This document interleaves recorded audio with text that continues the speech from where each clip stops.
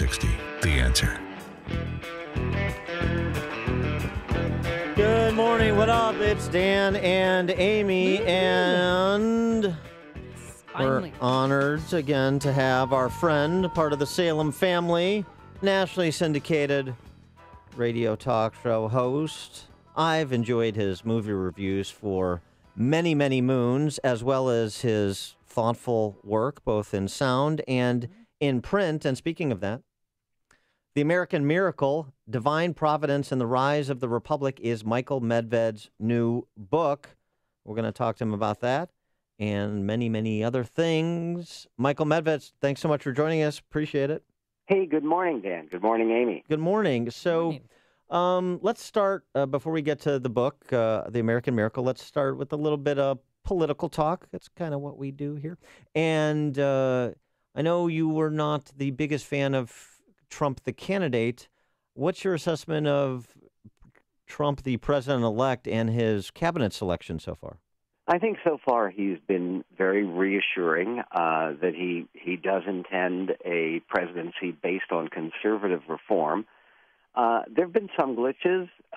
Nobody is perfect, and you don't expect anybody to follow perfection. But I think generally many of us who were not enthusiastic about Trump as a candidate have found much more to applaud and approve in his conduct as a president-elect.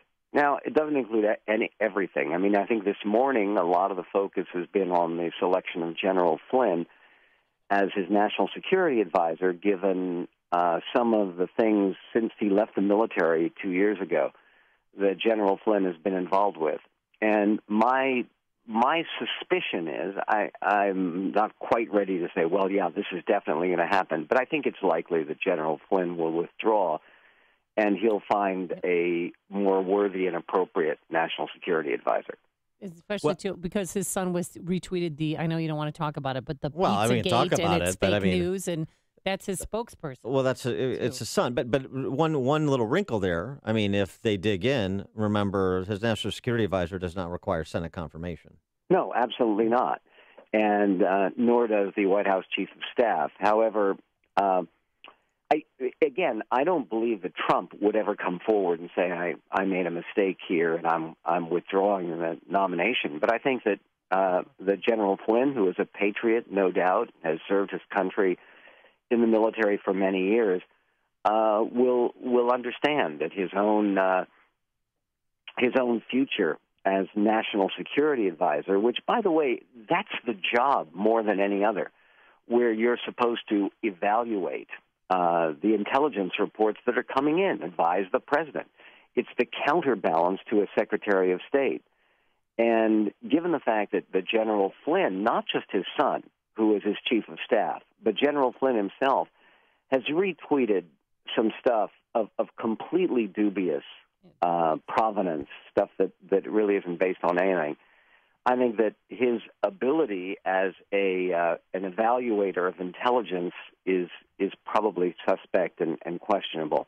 And again, as an honorable public servant, and I think General Flynn is, I don't suspect he'll have a long-term future. We'll wait and see. Now, you just mentioned Secretary of State. Who are you vying for?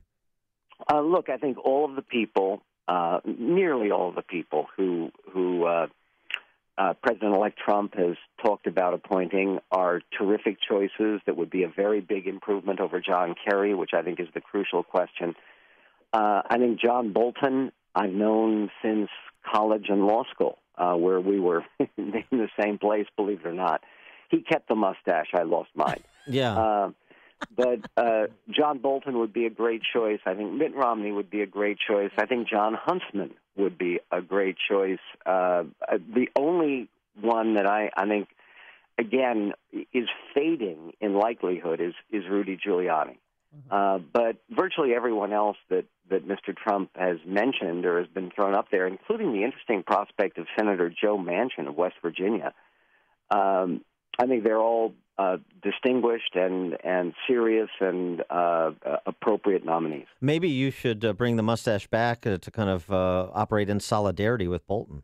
What do you think about that? I actually, Bolton is a terrific example. People ask me all the time why I got rid of the mustache. And I always use John as an example because his mustache is seriously gray. Uh-huh. And mine was headed in that direction. And then it became a choice of either altering nature in a in a way that seemed annoying and inappropriate, or losing the darn thing because it was headed in the direction of a outward signifier of advancing age before the rest of my hair. Well, I mean, look, I don't want to get too far afield here, but I like the idea of a mustache John Bolton as Secretary of State. I like John Bolton because of his intellect and capacity, but the mustache too. It's almost it will be unnerving to our adversaries to be like, is he wearing that ironically, or is he serious with that thing? That guy may be a little. We better not mess with that guy. He could be a little off center, and I think it keeps you off balance a little bit. The mustache. Yeah, and again, there's a lot to admire about John Bolton. He was a UN ambassador who let the UN have it on a regular basis. Yeah. And understood that UN really stands for United Nothing. And he's somebody who unequivocally believes in American leadership in the world. And that, by the way, was one of the reasons that I had my doubts about Donald Trump is, are you going to pursue a policy that continues the idea that America has to have more influence in the world, not less? And the idea that everyone he's talking about as appointing a Secretary of State actually is a very clear advocate of a strong, influential, world-leading America, and that's good. Now, what about Ivanka's role? It's going to continue to be discussed as long as she is precipitating meetings with the likes of Al Gore on issues that are apparently important to her, but not exactly in the sweet spot for conservatives and those who, believe in peer-reviewed science. So what about her influence? I think it's fine, and I think it's positive, frankly.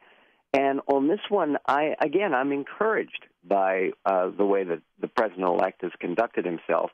What he said about climate change is he wants to keep an open mind, and that's appropriate.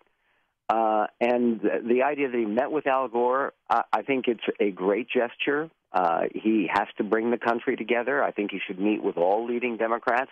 If he thought about appointing Al Gore to high office, that would be very troubling. Yeah. But I don't think that's going to happen. And in terms of Ivanka and her husband, Jared Kushner, they're both manifestly brilliant people, and as long as they don't assume some kind of Svengali role with the Trump administration at the same time that they're trying to run the family business, I think everything's going to be fine. It's quite natural. I mean, lots of presidents have had family members, and people use the example of John Kennedy, whose chief advisor and closest associate was his younger brother, Robert. Or Bill Clinton and Roger.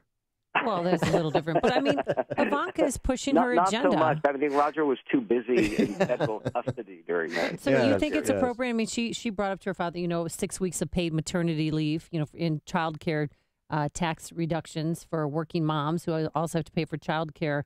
You don't see this as too much? Yes, of course I do. I think, and I was critical of it during the campaign, and I'm critical of it now. If the president-elect becomes president, and he puts forward a program like that, I'm very thankful that we have a Republican House and a Republican Senate.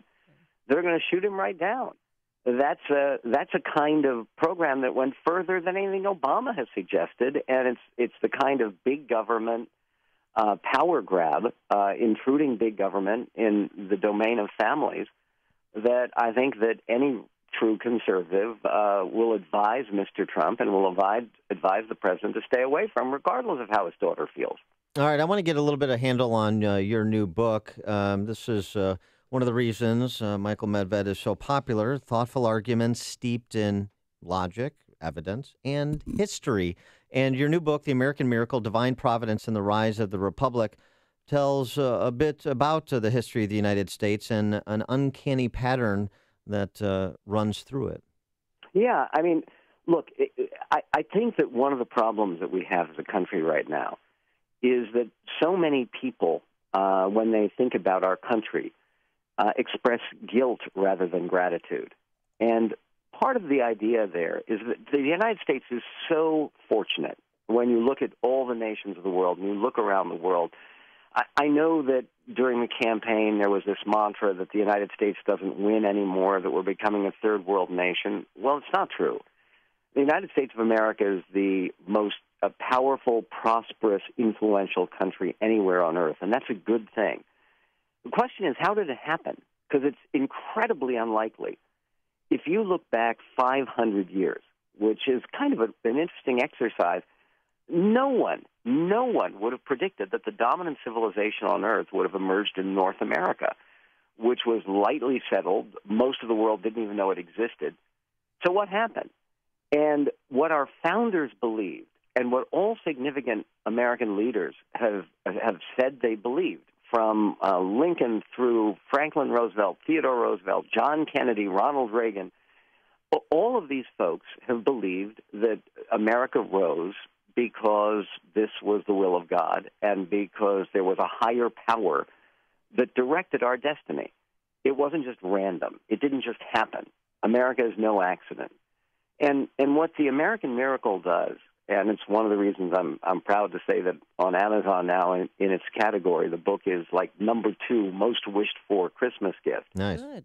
What the American miracle does is it takes a look at 12 unbelievable, mind-blowing, earth-shattering stories about Americans' good fortune that seem to just come out of nowhere, like the rescue of the Continental Army in August of 1776, when the largest battle of the American Revolution was fought in Brooklyn, New York. Most people don't even know about it because it was a huge American defeat.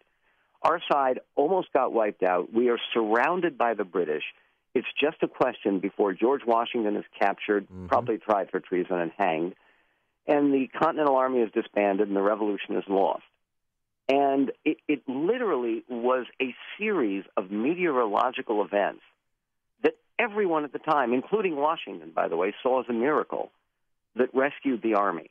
And the story, based on eyewitness accounts, and there are literally scores of them, that story is one of the stories that I talk about in the book. It's like the rain in the 7th game of the World Series for the Cubs. I mean, divine intervention. Yes.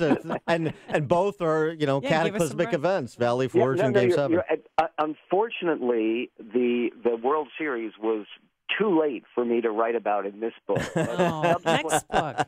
In subsequent editions, no, it's true. Sometimes it just looks like there's such a thing as destiny. Before we let you go, I got to get a movie review.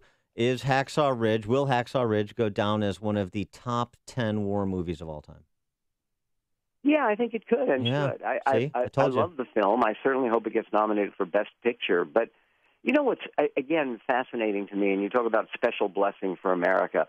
Last year, there was so much concern and upset about Oscars So White, about the shutout of African-American performers and directors. This year, 2 of the certain Best Picture nominees, and they're both great movies, are virtually all black casts. There's no speaking role for white people in them. Fences, Denzel Washington's new movie, where he'll be nominated for Best Director, Best Actor. Viola Davis will be nominated for Best Actress. And Moonlight, which is an extraordinary independent film with an all-black cast, and which I think kind of goes to show both these movies were in progress long before the controversy last year at the Oscars. So basically, when America has problems, and this is one of the reasons I'm optimistic about the Trump administration, Otto von Bismarck, the Iron Chancellor of Germany, said God gives special protection to imbeciles, drunkards, lost dogs, and the United States of America. He is Michael Medved, nationally syndicated host. Obviously, catch him on these airwaves, 11 p.m. nightly. The new book is The American Miracle, Divine Providence in the Rise of the Republic. And Michael Medved's coming to town. Yep, he'll be here on February 2nd from 11 a.m. to 2 p.m. Grab your tickets. He'll be at the Belvedere Banquets in Elk Grove Village, and you'll be discussing your new book. So if you want information, if you want to meet Michael Medved, general admission, $25. That includes lunch. You can meet him, shake his hand, get an autographed copy of the book for $75. If you want information on this event, which is February 2nd. Please visit 560theanswer.com.